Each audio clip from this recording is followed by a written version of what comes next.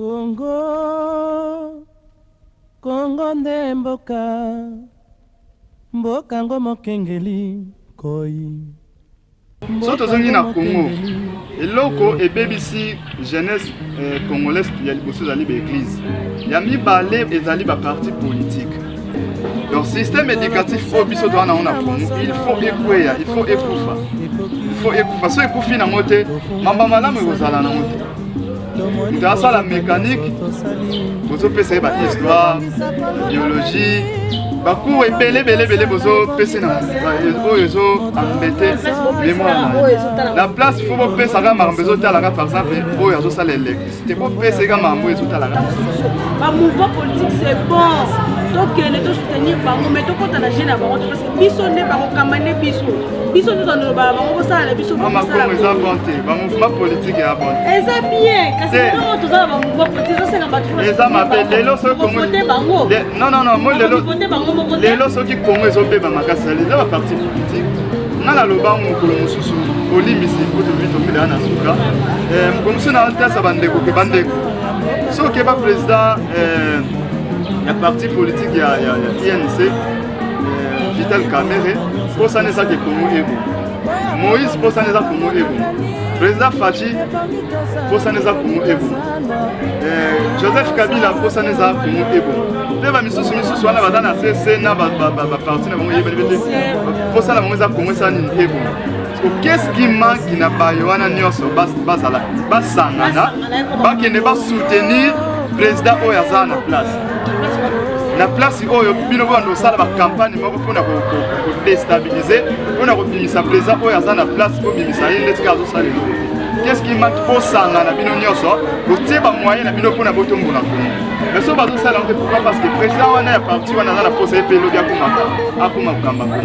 wana pe boy alors bazo amplier siko ba jeune alors jeunesse azoye batiye pa kotika na balo yenye wana alors bimona ngai jeunesse faut ba bima na makamba politique wana batika bango na position siko ba ota so banana ngo Congo ya batu mayele Congo bakobikisa yo.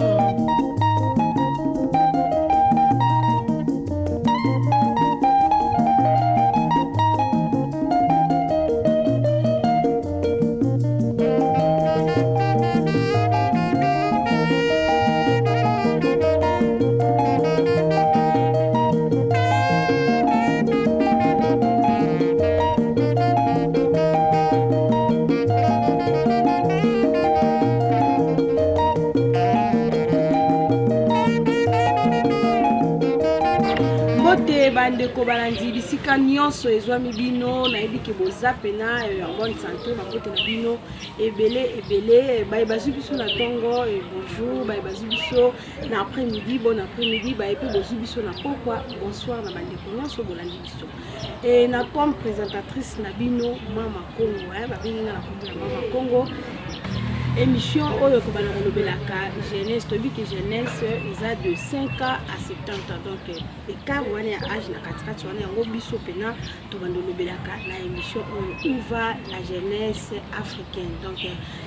précisément à RDC nous allons plus épingler na jeunesse ya RDC et bon la biso chaque fois na YouTube na chaîne ya JCA TV. Et ce qu'on continue à YouTube, au BTJC TV, au émission la biso ko na biso tout na topé ba préoccupation na bino nyonso bo poser biso topé ba commentaire na bino et ko sur biso pour que émission oyo ekende kasi na émission oyo to bana kozala biso moko to kozala toujours na invité oyo to bana partager na ye to ko discuter na ye sur grand thème na biso topé sujet na biso oyo ko bana ko la jeunesse donc tokozala na ndeko na biso ye babengi jeune conscient ne temo na bango nde boko découvrir comment est-ce qu'il est trop intelligent donc à défendre topé amekama moto kopesa biyano na mayibatali bilenge ya muka ne temo Bote Mama Congo tozaki mpenza na esengo ya koinvite bino to mpe kozala na bino dongo na tranche oyo to mpe na émission oyo mpona kodiscute na mayimatali bajeunesse to mpe jeunesse uva la jeunesse ya afrique mobimba to mpe précisement tokolobela mingi tolobele mingi na mayimatali bajeune ya boka bongo bino par rapport ya thème oyo grand thème oyo parce que kozala na basu thème na biso par rapport ya grand thème oyo bino tokoki koloba uva la jeunesse ya afrique. Yambo ya maso nazongisi matondo mingi epai ya nzambe matondo mingi na bino mpe lolenge invité biso na émission oyo ekolamisa jeunesse africaine to mpe congolaise vraiment tosepeli makasi. Alors lolenge bolobi to ezali thème na biso où va la jeunesse africaine to epingle thème wana po totali bilenge ya Afrique to pe ya Congo tozotambusama mabe. Bilenge ya Afrique to pe ya Congo tozoyeba passé na biso te, tozoyeba présent te, pe futur tozoyeba yango te. Alors nous étant que ba jeunes conscients tovandaki totali sima na biso, totali ba papa na biso, totali ba yaya na biso ndenge bango mpe bazolanda lokolo ya balanda lokolo ya bapapa na biso mpe biso moko mpe tozomona toujours tozoambwate ka toujours lokolo ya baboti na biso tozomona ke tozokende mabe dans 10 ou 50 ans jeunesse africaine ou congolaise nayebi te soki tokozala lolenge nini. Pourquoi? Parce que kati na biso bilenge haine ekomi makasi, kati na biso bilenge jalousie ekomi makasi, kati na biso bilenge tozomipesa beaucoup plus na mayo oyo ekoki komema litomba ya malamu te aux jours à venir. Yango tolobi te esengeli na biso bandeko baye oyo bazali na bososoli ya malamu tomeka kotelema na lisungi ya tata olikolo na makasi na ye tomeka pe kotalisa bandeko na biso oyo bazomipesa beaucoup plus lolenge tolobi na commodité de la vie, donc na baambiance moko inutile au moment que mabota misusu na mokili bilenge oyo ya mabota misusu na mokili ndakisa na Europe to pe Asie bazo évoluer bazosala maye oyo biso tozomimona comme si tozali incapable ya kosala maye oyo bango bazosala. Yango tobi te esengeli totelema tomeke mpe kolamisa bandeko bayo. Il y a destruction, il y a conscience, il y a des jeunes africains et des églises. L'église en général. Alors, lelo, soki bakambi ya mboka, bameki kokanga ba église, même pendant une année. Ba église wana, esika tokendaka tongo midi pokwa, soi-disant okende kobela kombo ya Nzambe, bazwi ba machine. Ba machine à coudre, bazwi ba machine ka ebele na ba domaine presque nyonso, bateka na même église wana tokenda kokumisa soi-disant Nzambe. Balobi bilenge bokende kuna bo bando bakomisa ba église wana ba centre de formation Mama Congo dans 10 ans RDC to pe Afrique tokobimisa ba savant bakozala. Mais vu que bakambi na biso pe bazo ba raisonnaka mayi wana te, donc yango mona na bango na biso nyonso tomipesa kaka na l'église tozobosana ke église yango nde mutu eza na première position ya destruction ya boye bito pe kibomoto ya jeunesse africaine. Donc lelo o Mama Congo na mukuse l'église yango nde zoboma jeunesse africaine. Ah, surtout jeunesse congolaise. Donc babi na Congo elo zoboma c'est l'église ngate mona lobinete mo nete mo to nga peto tuna bino lisusu kamoko. Lelo o to mona ba jeune baza ba révoltant. Na ba pays o eza ndakisa na RDC ba basala ka ba marche. Eza ba jeune ba babundela ka cause moko bo. Eza ba jeune lelo o farde sa zobunda na est, mais c'est seulement les jeunes qui vont se relever pour babunda pe cause. Tout le monde a pas jeune na ba mouvement politique. Bango baza plus utilisé. Et les mêmes ba jeunes wala bango baza na ba université, bango baza na ba cadre moko idéal nini boko koloba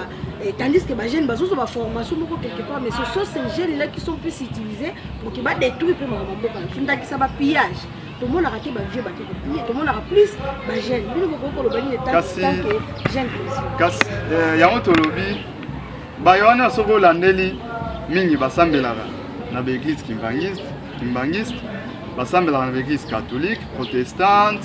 et presque na ba église nyonso ba jeune wana baza basambeli ba jeune wana mais pourquoi bazo kende ko bebisa bi oyo ya mboka oyo koki komema pe bolamu oyo koki komema lobi pe kongo pe ba ekoma pe au classement na pays moko les plus beaux ya Afrique ou pe ya monde. Les mêmes jeunes wana biso adisa biso basambeli biso pe kam tokota na baloyenge wana ba ambiance na moyi toke ba église na pokwa tokeyi ba bar tokeyi koyiba tokeyi boyebo. Alors au épinglé point moko bolobi ke na Congo tozali na ba jeune révolutionnaire. Non na Congo tozali na ba révolutionnaire te. Jeunesse africaine to congolaise le linge to talisa ezali vraiment ya kobeba ezali paralysé ezali par terre. So tozongi na Congo eloko ebebisi jeunesse congolaise ya liboso ezali ba église. Ya mibale ezali ba parti politique. Ba parti politique e kokotsa division na mboka Congo. Ba parti politique e kokotsa haine na mboka Congo. Tokozwa ndakisa bolobi ke ba jeune wana kuna ba jeune révoltant ndenge uti obenga bango. Deux exemples wana za na IDPS wana za na PPRD. Est-ce que muta IDPS na PPRD pourrait kozala wana ya malamu za na kati et kozala te pourquoi parce que wana aso conquérir pouvoir wana do bazana course au pouvoir bazo luka nana ngo kamba mboka Congo lobi mais lelo oyo soki na RDC tolongoli ba parti politique nyonso totikala ta na parti politique moko ou mibale omonake mboka bolingo ekubanda kozonga malembe mais tant que ba parti politique ezali na kala biso toyebaka tant tozala bilenge oyoka ke betidia soki bakonza mboka basali likambo moko ya malamu te betidia basala nini batelema. Mais les lots betidia bakoka suta ta mabezo monisa mabetidia basala lelo. C'est parce que vraiment kangaba. Non, ils ont question kangate. Betidia bakota na ba parti politique. Wana za muta MLC, wana za muta PPRD, wana muta za muta ya IDPS, wana za muta ya FDC, wana boybo. Sikoyo betidia wana kati na bango na bazana université moko comme division ezali. Yo ndimi ke betidia ya oyo parti au pouvoir exemple IDPS. Bazana université, président de la République ou soit gouverneur ou soit ministre moko sali likamoko ya mabe oyo senga population il faut à revendiquer pour ça ba droit na ye mais azokoka kosala yango te pourquoi parce que na kati ya université wana bata IDPS IDPS wana bakolinga te bazala contre mutu ya parti na bango ikusimba te yango moni ke betide na biso ya lelo balata bango esprit ya faiblesse. Donc na mukuse na Congo toza na ba jeune révolutionnaire. OK. Bandeko balandi ndenge ka tolobaki na bino tozolobela plus ba jeune. Donc bino ba évolution sur na état tozolobela plus ba jeune précisément ba jeune ya Congo bazokondwa. Donc on va la jeunesse congolaise na ba jour ezoya tosuka wapi na ba jeune. Nete mo tout le monde fait que on tourne les autres tolobela ba jeune faut ba église faut bâtir la question mais le oyo école comment RDC de première à deuxième je sais pas moi deuxième CO et comment gratuit ma jeune basa plus na ba classe mama Congo wana les informations te mais faut pas banana na ko wana les distraction totale mama Congo yo depuis comment la âge oyebi ba ingénieur na mécanique oyebi bango ebele pe ba misu pe baza ba mina yo yo kawana za ingénieur na mécanique na électricité na même ndeka bo ba misu ko baza ba bima za docteur en droit koni du monata ingénieur moko boye asala tali bende oya pa Na Congo. Oui, ça la camion na Congo. Depuis ça on a modèle à camion. Marque. Peugeot. Peugeot ça na Congo te. Non, bah jeune moko ba ça ba sali ba bombe. Na Congo, Mama Congo système éducatif il y a Afrique. Il faut lobby attend tous aba président oyo ba ozana ba idéologie wana système éducatif wana fait quoi. Deux exemple. Il y a gratuité. Gratuité. Ata batse na bango gratuité. Ata batse gratuité Mama Congo.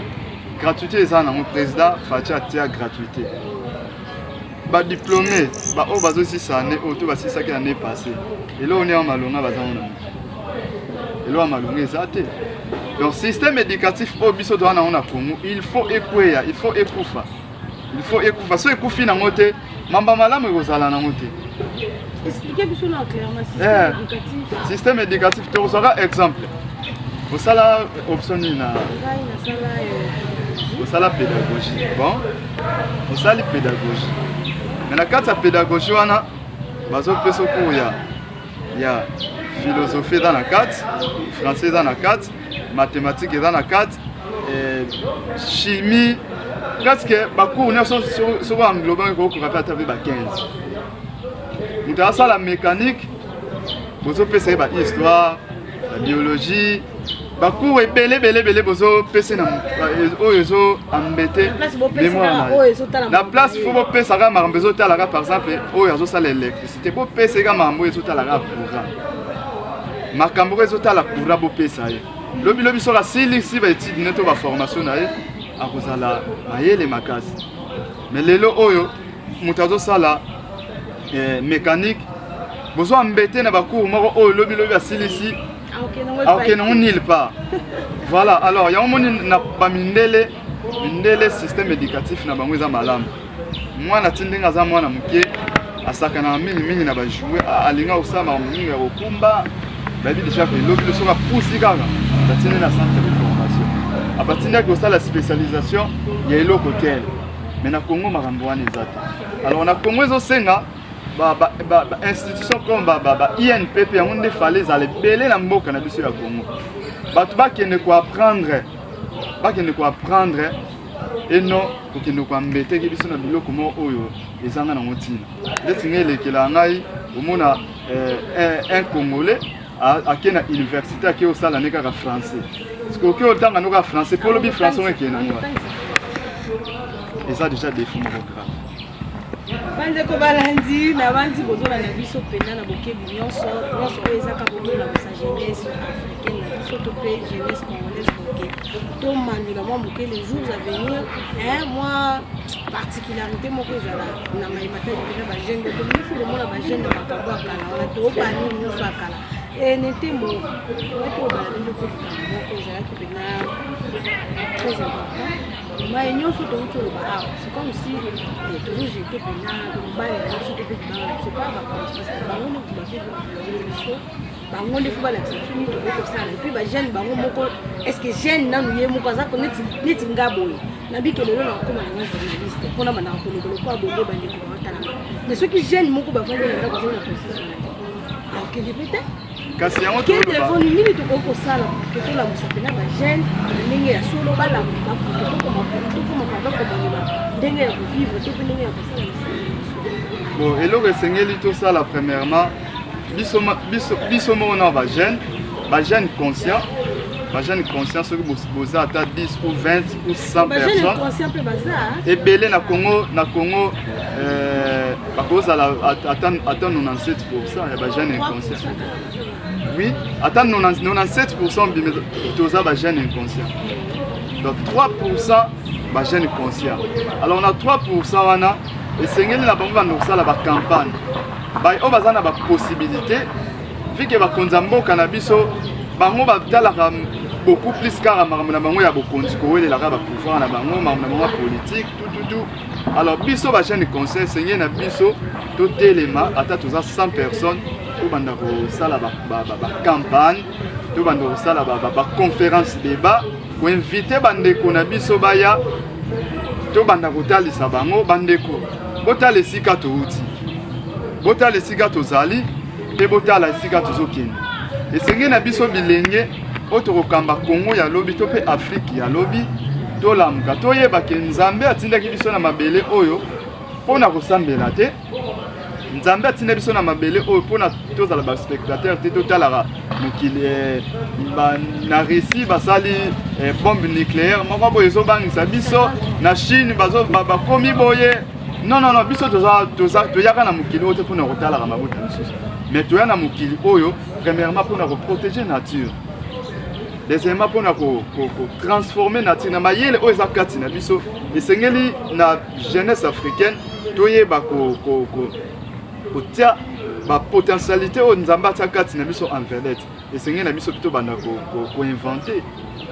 totalaka mabota misusu te, mayele oyo ya koinvente toza nango. Alors lolenge olobi ke soki minus to lo baba les ezokende beaucoup plus c'est pas bakonza mboka. Oui, pourquoi? Parce que ndeti nga na yebi bilenge moko ya mibali bana mike baboya classe balingana ba kotana te na âge wana, mais mwana wana akoza ba radio ekufa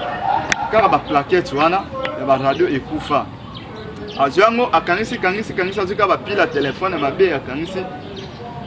atsepe ekonki kozwa pe ba chaîne comme za ba fréquence kana lukala a kana lukala toujours rappeler ba téléspectateurs kana lukala za pena boka lukala la Congo central za lukala la Congo central na Congo central donc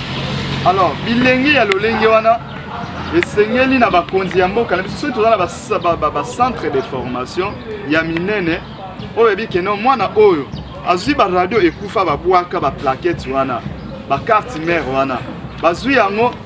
akangisi te bapi asali pe ekomi pe ko fonctionner akomi pe ko pe ba chaîne. Alors bana ya marque wana esengeli to oyo elembone ezali bo tika to bwaki mpanzi bo oyo elembone ezali bo tika to taye bo mama Congo mutako sabino te bande ko bozolanda biso Congo ya lobby ekozala malamu. Mais ce gars toujours tourner toujours na buzoba kolanda surtout ba continue biso ya mboka kozala ba wumbu na bangwe ba parti politique na moyonga na so sala appel na bande na ba jeune to bima na bêtise wana ya kolanda ya ba kola ba konza mboka na biso ba pesa biso ba polo to sala bango ba campagne les distraction moko total ils freiner voir même ils freiner ba potentialité ou eza kati na biso. Nzamba tsaki mayele kati na yo singelo salela. Alors na Congo na biso tuza pe na ba génie. Mais ba génie wana akoki ko sala pe eloko moko boye. Mais vu que soutien ya haute hiérarchie ezangi akobanda kaka boye akata ni pona ni financement ezate. Mais pas ya mundele soki muta sali mo eloko moko boye moni ke eloko dans 2 ans ekoki pe ko changer communauté na biso bazui mutu wana ba encadrer malamu epa na biso bakonza mboka na biso bazangi eloko wana yoka kaka ke kuna bayibaki 1 million bayibaki 100 million bayibaki bo donc na pa na biso bakangi bango après batiki na bango. Voilà donc yango to bima makungu esengisi ko na ba jeune to telema kuma to telema bandeko ba jeune to telema ke biso moko na to lamusa nanu ba conscience na biso bongo yo non ntongo olamuka mususu wana pa olamuka lanzika ndenge yo olamuka ki nentemo neti na mukala za pe sapa ko na musa jeunesse stratégie nini to ko za na parce que ba konji ba na biso ba konja lukala tozana ba député lukala tozana ba cordon tozana ba chef du quartier tozana ba ngonyo sa nini photo sala ko to banda nanu ko na musa oya biso awa bongo to ko kende na nation. Bon, merci mingi. Malobaka, la foi sans œuvre est morte. Surtout dans la Rundimana, que jeunesse africaine est colamuka. Mais ce qui va œuvre exate et que ça n'a pas pensé mon corps stérile. Alors, on a la grosse na ba konza mboka na biso précisément na cité na biso ya Lukala. Baza mo ebele tokei na cordon toza pe na 2 députés na biso tobimisa na mboka na biso ya Lukala esengeli na bayoana pe bakonzi ya la police aner esengeli na bayoana premièrement bazala na mpini union na bango nde kosala ke bai oyo lokola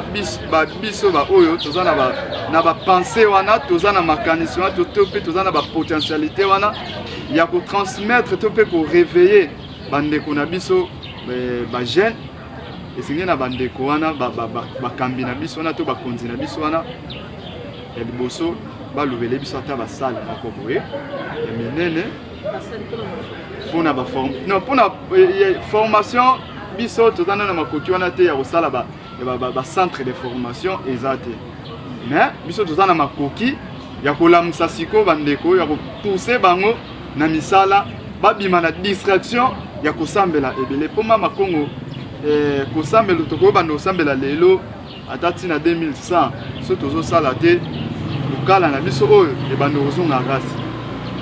esika osilu atongelaki biso eloko moko ya malamu soki tozosala te tozo-entretenir yango bien te après 50 ans eloko wana ekobeba mais esenge na biso sikoyo tokɔta nde na misala tobima biso na distraction ya kosambela mama Kongo bandeko baje tobima na distraction ya kosambela nga naloba yango à chaque fois ke toya na mokilo mpona kosambela te alors bakonzi na biso lokola badepute na biso honorable Mbuku Balele mpe honorable Blaise bango bameke mpe kosala lisanga ya bajeune conscient oyo baza na bacapacité ya kotransmettre bandeko maye oyo ezali ya kobombama bakosala yango so tosali baconférence débat moto oyo aza na peut-être azalaka ignorant na conférence wana akopose baquestion akozwa éclaircissement bakolamusa ye donc na mokuse kaka bandeko bakambi na biso bazokamba mboka ya lokala bazala soude bango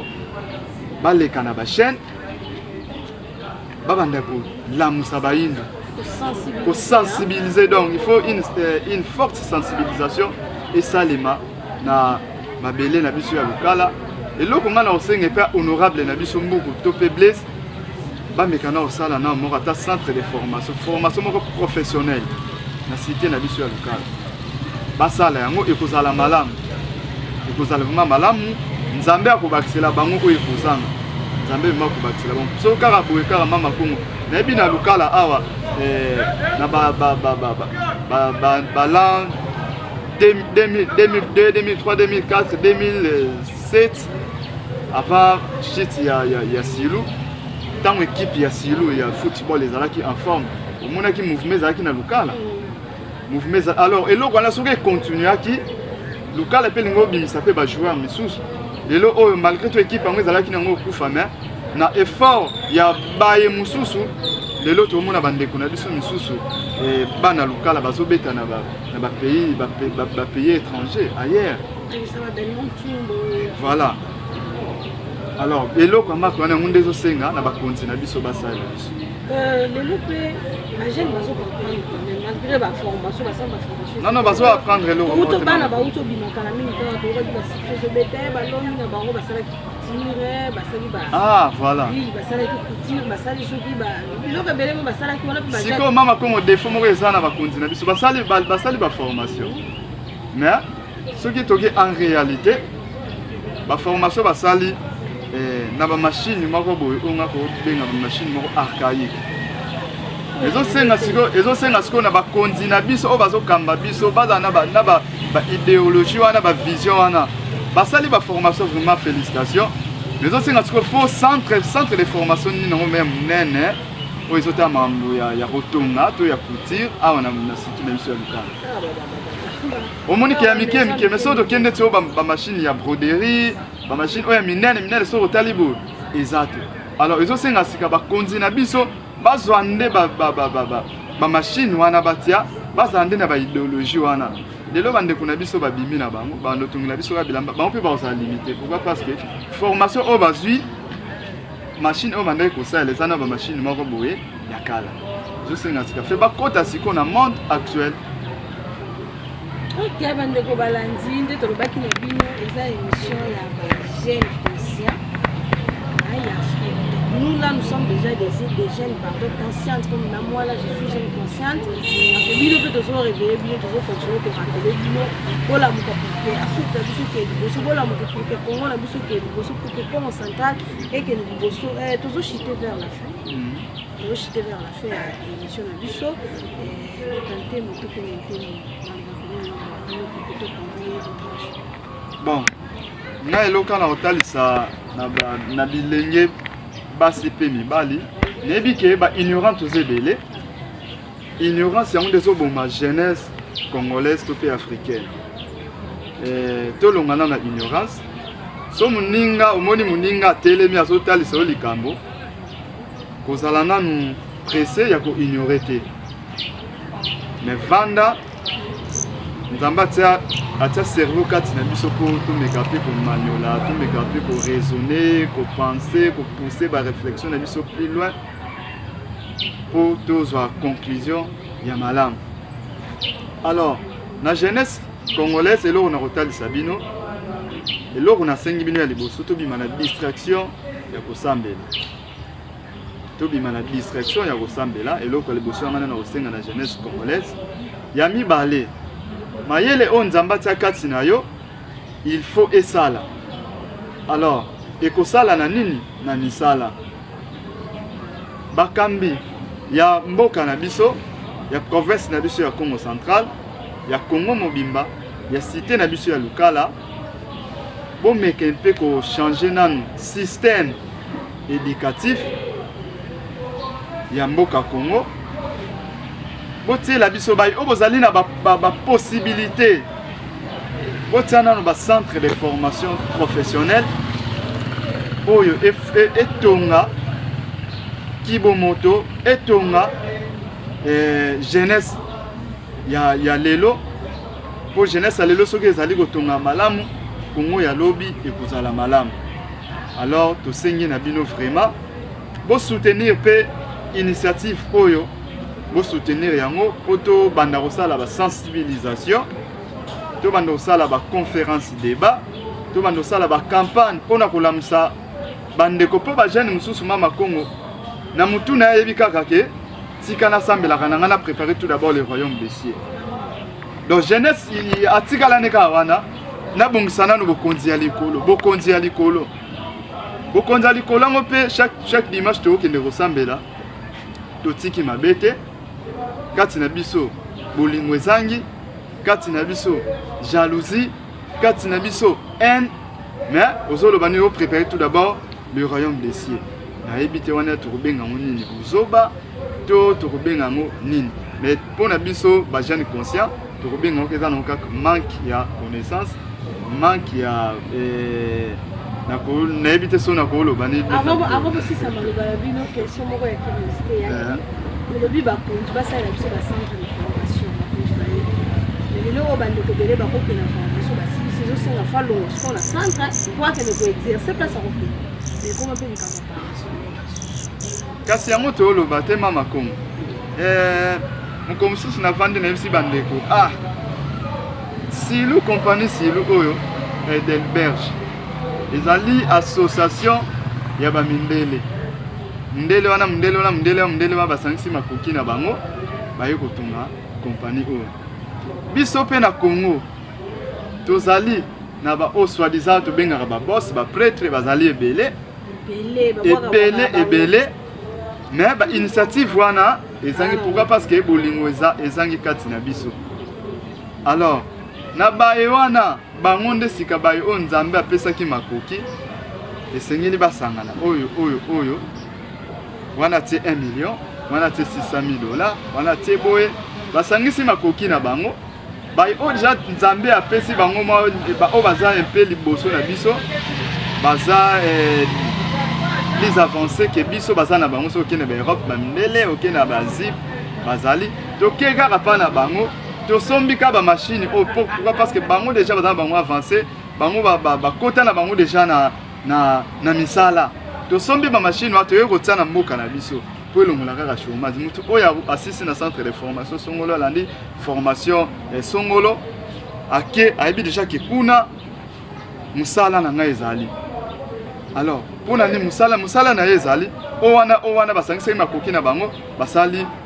exemple basali usine ya transformation awa na mboka na biso ya Congo bamanga epolaka awa lokola kaka soki ndenge nini bapapa ebotaka nango ata likolo ndako ezobota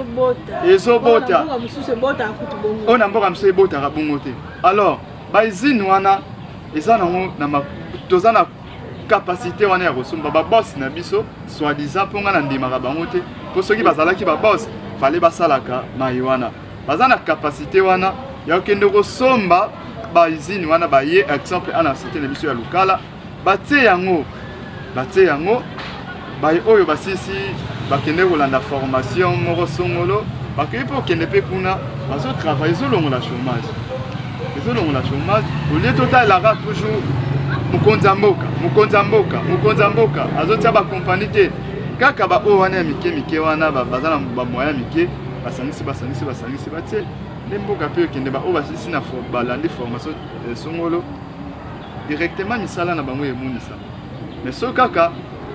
biso nyonso na baoyo baza na makoki na biso tozangi makoki na baoyo bamipesaka toujours na politique tozo continuer toujours kotambusa na inconscience mama Congo ata bochange ata 1000 président mboka na biso échanger te tolakeli te tooloba nde non tolakeli te mais tolobi mpo bandeko bayindo tolongwa nde na buzoba wana ata tochanger baprésident 1000 fois tant que bokochanger technique to bastratégie te ya kotambusa jeunesse toketikala ebonga te mama Congo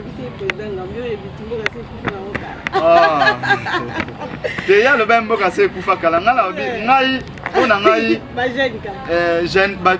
bagene toza vraimen kokufa donc esengeli baréanime biso kutolamuka. Alors réanimation wana ekosalema na nini na basensibilisation baconférence bacampagne na baye oyo baza na makoki basoutenir baye oyo basangi makoki me bazali na pouvoir ya koloba ya kotransmettre plutôt mpe ya kolamusa bandeko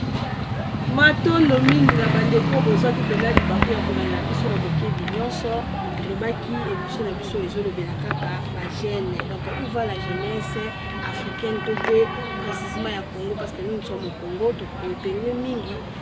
sur jeunesse ya Congo. Donc voilà, comme invité tozalaki na nete moni tobetaki mpena masolo ya bagene mais liloba suka ke tokabwana parce que tomane kochite déjà vers la fin et maintenant voilà liloba suka po tokabwana liloba suka te po olimwa liloba suka kaka po tokabwana na tranche oyo na mai batali bagene lokala surtout et puis ya Congo liloba na ngai ya suka mpona émission ya lelo nakoloba na bagene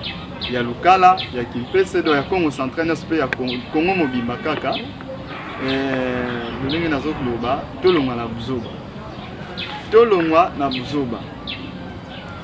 toti ya destruction ya conscience ya bagene africaine ezali nde baeglise ezali baeglise en général. Alors lelo soki bakambi ya mboka bameki kokanga baeglise même pendant une année baeglise wana esika tokendaka ntongo midi pokwa soi-disant kokende kobela nkombo ya Nzambe bazwi bamashine à coudre bazwi bamashine kaka ebelebele na badomaine presque nyonso batie kaka na même baeglise wana tokendaka kokumisa soi-disant Nzambe balobi bilenge bokende kuna bo bakomisa baeglise wana bacentre de formation mama Congo dans 10 ans RDC to mpe Afrique tokobimisa basavant tokobimisa bato oyo bazala vraiment doué tokobimisa bagénie bakozala mais vu ke bakambi na biso mpe baresonaka mai wana te donc yango omona na bango na biso nyonso tomipesa kaka na baeglise tozobosanaka eglise yango nde mutu eza na première position ya destruction ya boyebi to mpe kibomoto ya jeunesse africaine. Donc lelo oyo mama Congo na mokuse l'église yango nde ezoboma jeunesse africaine. Surtout jeunesse congolaise. Donc babi na Congo elo ozoboma bisize l'église ngate mona lobinete mo nete mo tonga pe to tuna bino lisusu kamoko lelo oto mona ba jeune baza ba révoltant ba pays où eza ndakisa na RDC ba sala ka marche eza ba jeune ba bundela ka cause moko bo eza ba jeune lelo au phare de azobunda na est mais c'est seulement les jeunes nde basi relevé pour babunda pe cause to mona pe ba jeune na ba mouvement politique bango butu baza plus utilisé et les mêmes ba jeunes wana bango baza na ba université bango butu baza na ba cadre moko idéal nini boko koloba tandis que ba jeunes bazo ba formation moko quelque part mais ce sont ces jeunes là qui sont plus utilisés pour que ba détruire pe mama mboka ndaki sa ba pillage tout le monde a raté ba vieux ba piller tout le monde a plus ba jeunes nini boko koloba ni tant que jeune kasi yango tolobi ba yona soko landeli mingi basambelaka na ba église kimbangiste basambelaka na ba église catholique protestante et presque na ba église nyonso ba jeune wana baza basambeli ba jeune wana mais pourquoi bazo kende ko bebisa bi oyo ya mboka oyo ekoki komema pe bolamu oyo ekoki komema lobi pe kongo pe ba ekoma pe au classement na pays moko les plus beaux ya Afrique ou pe ya monde les mêmes ba jeunes wana biso adisa biso basambeli biso pe kam tokota na baloyenge wana ba ambiance na moyi toke ba église na pokwa tokei ba bar tokei koyiba tokei boyebo alors au épinglé point moko bolobi ke na Congo tozali na ba jeune révolutionnaire non na Congo tozali na ba révolutionnaire te jeunesse africaine to congolaise le linge to talisa ezali vraiment ya kobeba ezali paralysé ezali par terre so tozongi na Congo eloko ebebisi jeunesse congolaise ya liboso ezali ba église ya mibale ezali ba parti politique ekokotisa division na mboka Congo ba parti politique ekokotisa haine na mboka Congo tokozwa ndakisa bolobi ke ba jeune wana kuna ba jeune révoltant ndenge uti obenga bango tozo exemple wana za na IDPS wana za na PPRD est-ce que muta IDPS na PPRD pourrait kozala wana ya malamu za na kati et kozala te pourquoi parce que owana aso conquérir pouvoir owana do bazana course au pouvoir bazo luka nana ngo kamba mboka Congo lobi mais lelo oyo soki na RDC tolongoli ba parti politique nyonso totikala ta na parti politique moko ou mibale komonake mboka bolingo ekubanda kozonga malembe mais tant que ba parti politique ezali na kala biso toyebaka tant tozala bilenge oyoka ke betidia soki bakonza mboka basali likambo moko ya malamu te betidia basala nini batelema mais lelo betidia bakoka suta ta mabezo monisa mabetidia basala lelo c'est parce que vraiment okanga bango non eza question okanga te betidia bakota na ba parti politique wana za muta MLC wana za muta PPRD wana muta za mutu ya IDPS wana za mutu ya FDC wana boyboy sikoyo betidia wana kati na bango na basana université moko mais division ezali yo ndimi ke betidia ya oyo parti au pouvoir exemple IDPS basana université président de la République ou soit gouverneur ou soit ministre moko ba sali likamoko ya mabe oyo c'est la population il faut à revendiquer pour ça ba droit na ye nazo ko ka osala honte pourquoi parce que na kati université wana bata IDPS bata IDPS wana ba holingate baza la contre mutu ya parti na bango ikusimba te ya moni ke betide na biso ya lelo balata bango esprit ya faiblesse donc na mukuse na Congo tozana ba jeune révolutionnaire OK bandeko balanzi ndenge ka tolobaki na bino tozolobela plus ba jeune donc bino ba evolution biso na état tozolobela plus ba jeune précisément ba jeune ya Congo bazokondwa donc on va la jeunesse congolaise na bajour ezoya tosuka wapi na ba jeune nete mo tolo mfuse ke otuna meza tolobela ba jeune faut ba église faut bâtir la question mais le loco école comme RDC de première à deuxième je sais pas deuxième CO et comme gratuit ma jeune basa plus dans ma classe mama Congo on les a formation même faut pas banana on a on les a distraction totale mama Congo yo dépôt comme la âge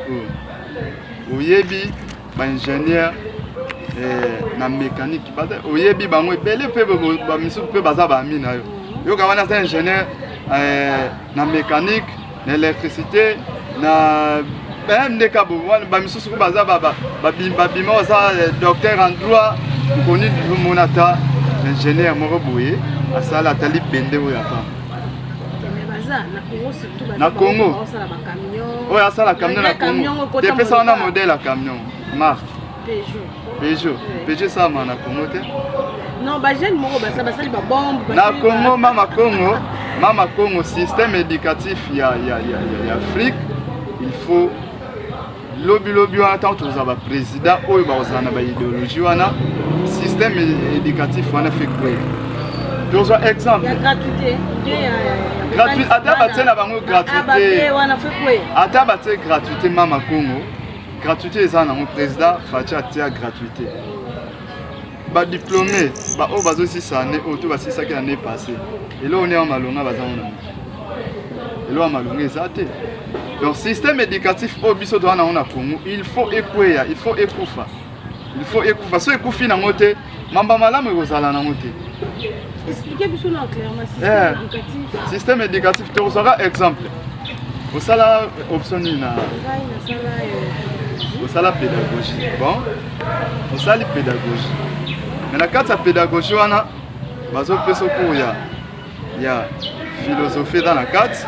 français dans la carte mathématiques dans la carte chimie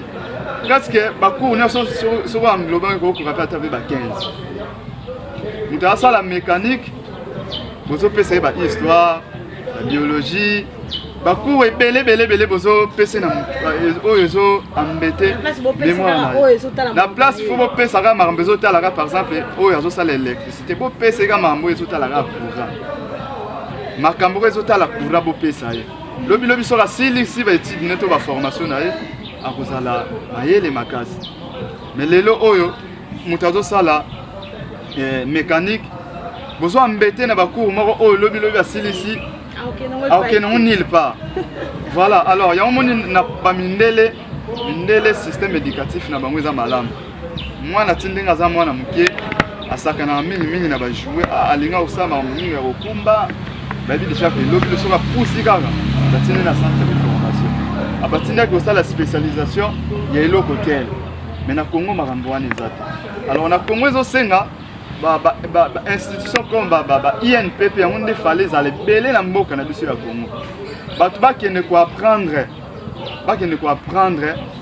et non kokende ko ambete ke biso na biloko mo oyo ezanga na motina ndetingele kela ngai omona un Congolais à na université qui au sala neka ka français parce que au tanga no ka français pour le bi français on est na ngwa et ça déjà des fonds grave bande ko balandi na bandi bozola na biso pena na bokebi nyonso eza ka bozola na sa jeunesse africaine na biso to pe jeunesse congolaise boke to mandela moi boke les jours à venir moi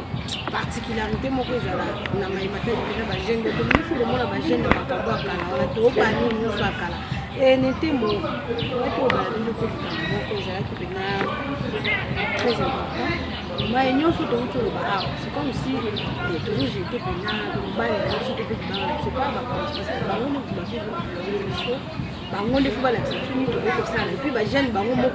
est-ce que jeune na nuye moko za neti ngabo na bike lelo na koma na journaliste pona bana ko le ko abonde bande ko tala mais ceux qui jeune moko ba fanya na ko na processus alors que peut-être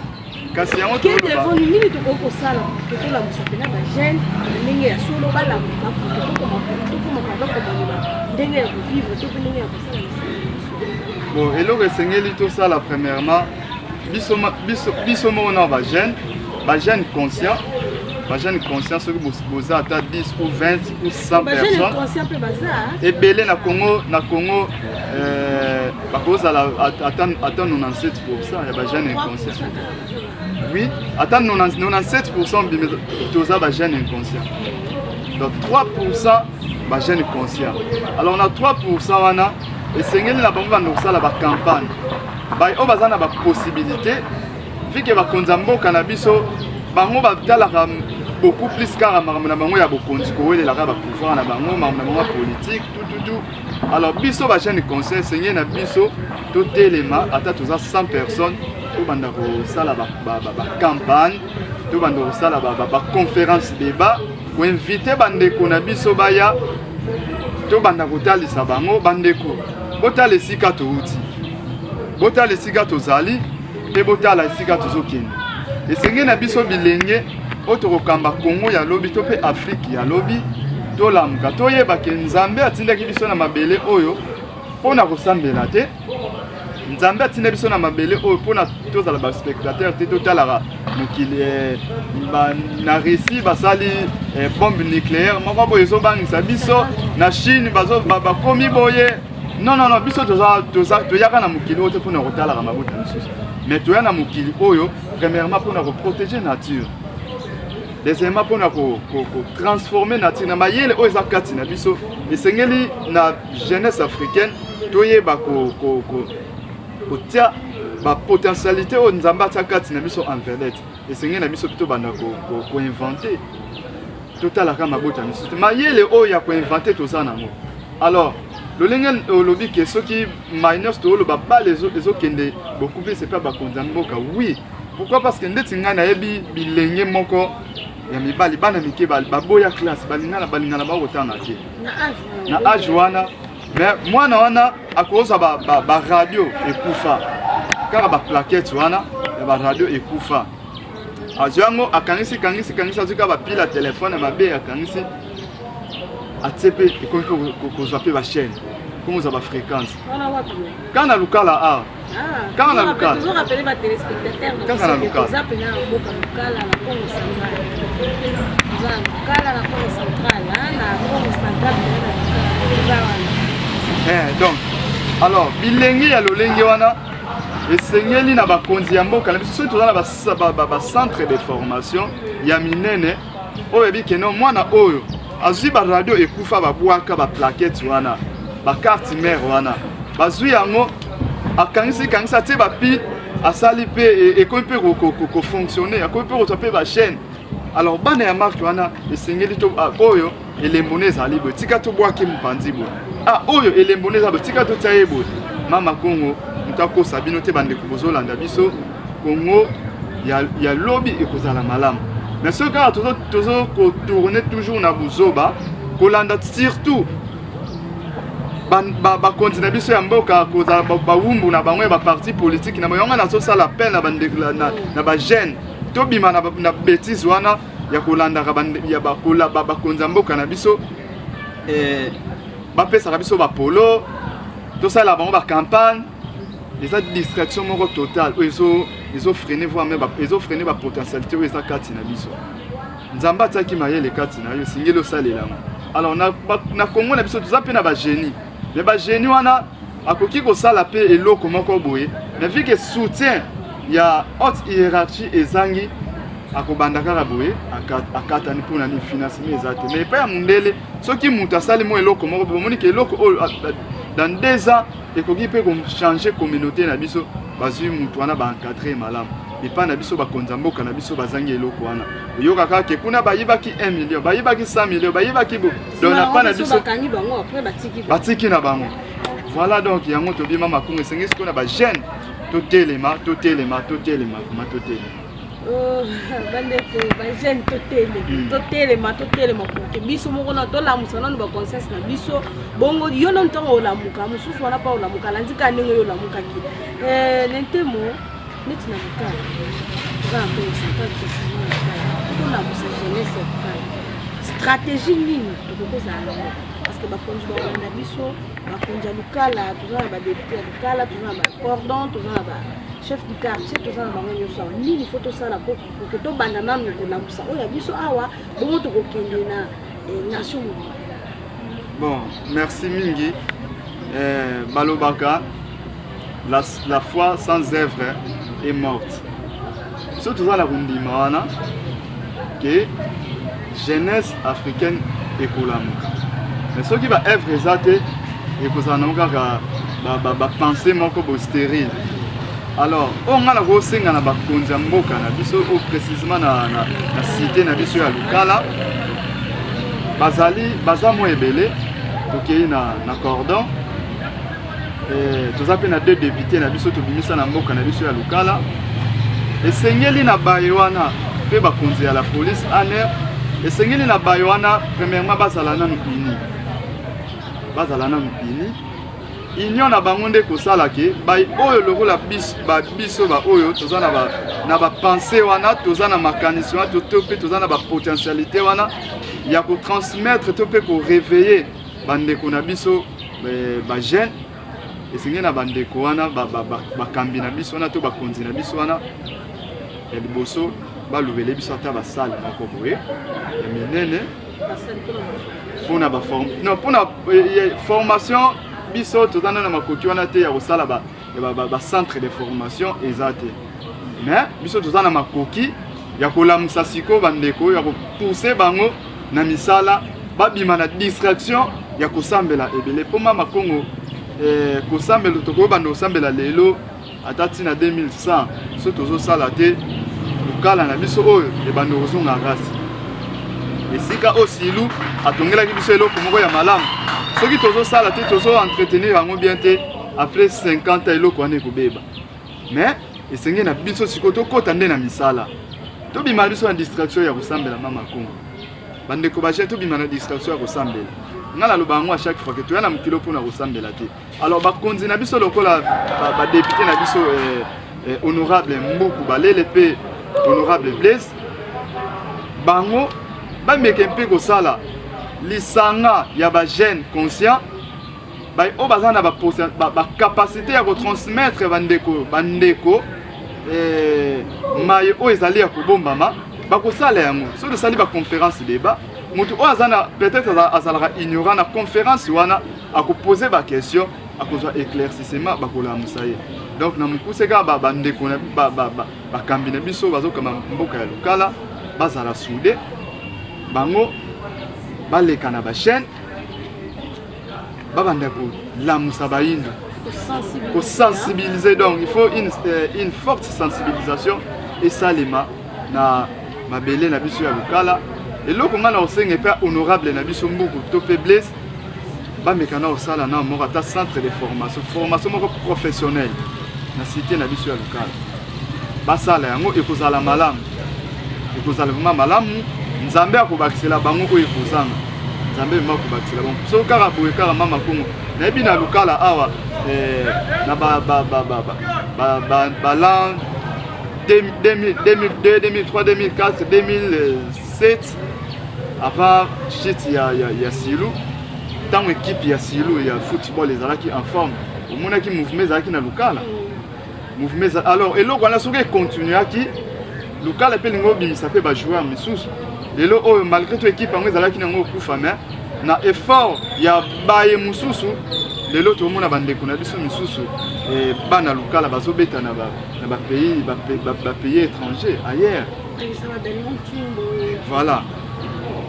Alors lelo kwa mako wana ngunde zo senga na bakonzi na biso basala biso lelo pe la jeune bazo comprendre malgré ba formation basamba formation non bazo apprendre lelo auto bana ba auto bimaka na mingi to ba ba siffler de bête ba lomi na bango basala tire basali ba ah voilà oui basala ki tire basali soki ba lelo bele mo basala ki wala ba siko mama Kongo défaut moko ezana bakonzi na biso basali ba formation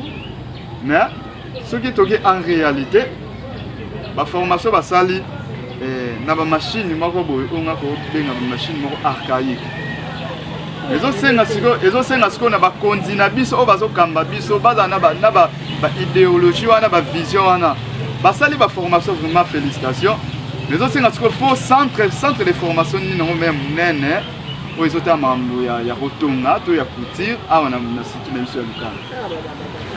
omoni ke ya mike mais so do kende to ba machine ya broderie ba machine oya minene so rotalibo ezate alors ezosenga sika bakonzi na biso bazwande ba machine wana batia bazande na ba idéologie wana lelo bandeko na biso babimi na bango bando tungila biso ka bilamba bango pe ba limité pourquoi parce que formation o bazui machine o bandeko kosala ezana ba machine moko boye ya kala ezosenga sika fe bakota siko na monde actuel Ok, bandeko balandi nde tolobaki na bino eza émission ya bagene conscient ya Afrique. Nous là nous sommes déjà des jeunes conscientes comme moi là je suis jeune consciente. Donc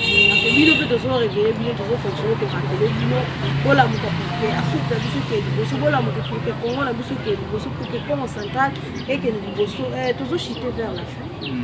Toujours chuter vers la fin émission la biso et tenter moto que bon na eloka na otalisa na bilenge basi pe mibali nebi ke ba ignorant tous ebele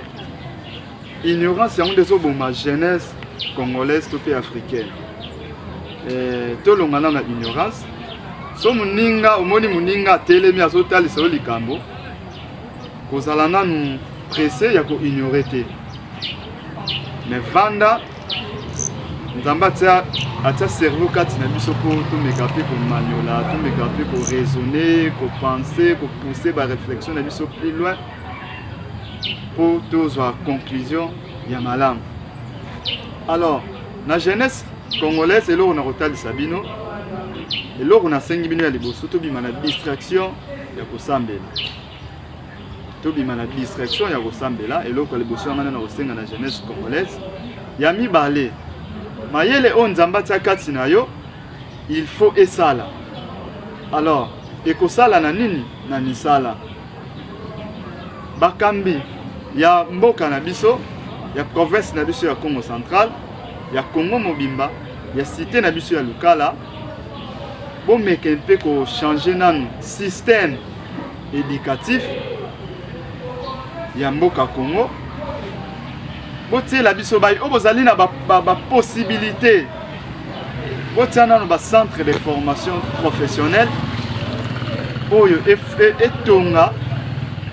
kibomoto etonga jeunesse ya lelo po jeunesse ya lelo soki ezali kotonga malamu Congo ya lobi ekozala malamu. Alors tosengi na bino vraiment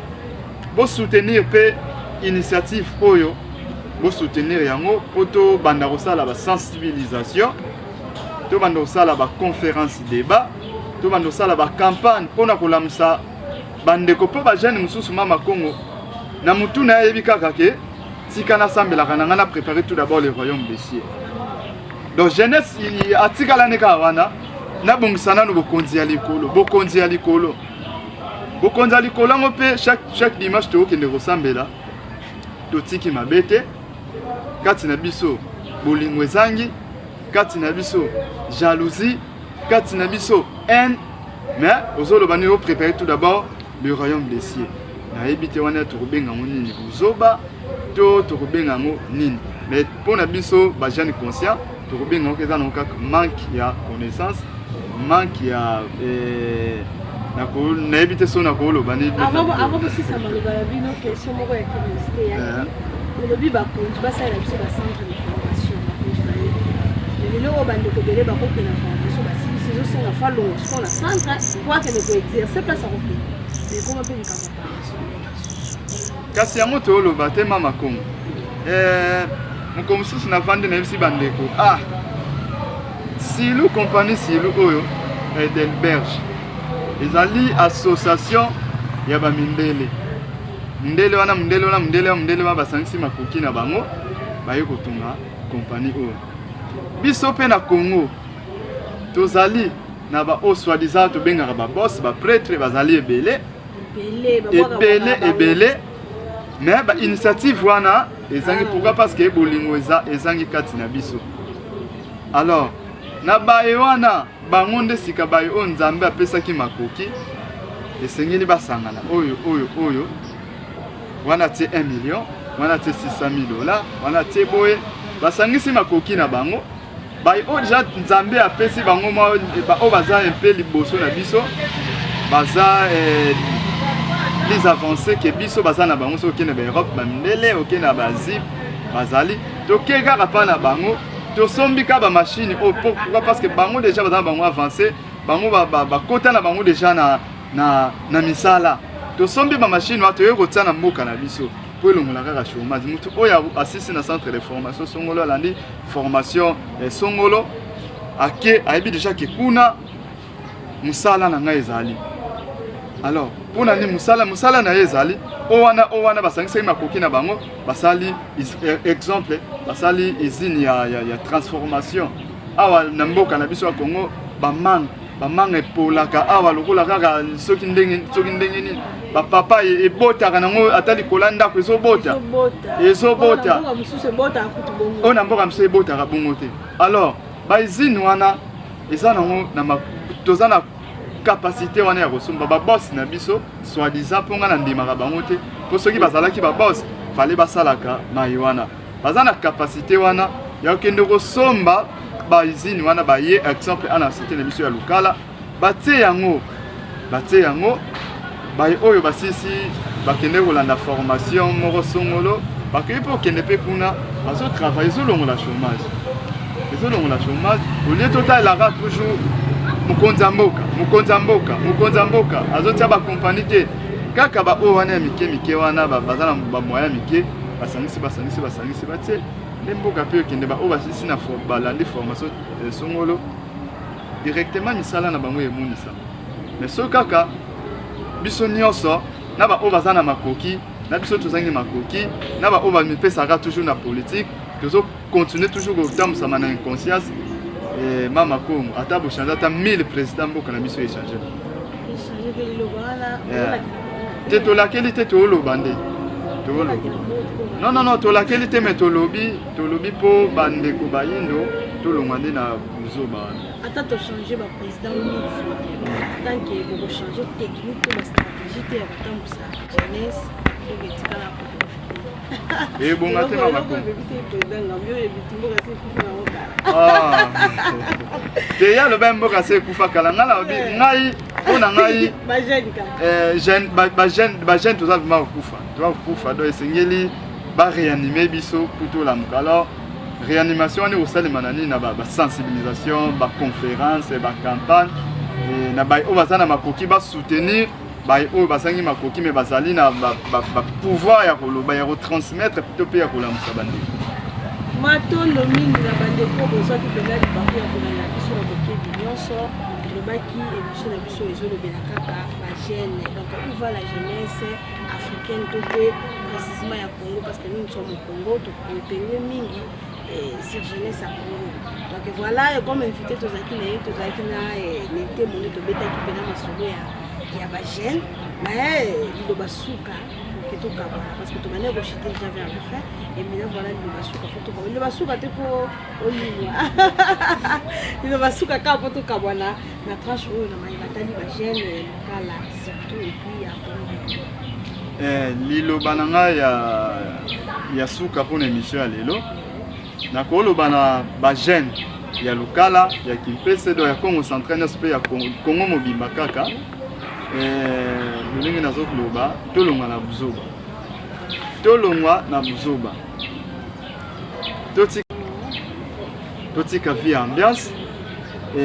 tobima na badistraction inutile tokota na misala mpe bobosana te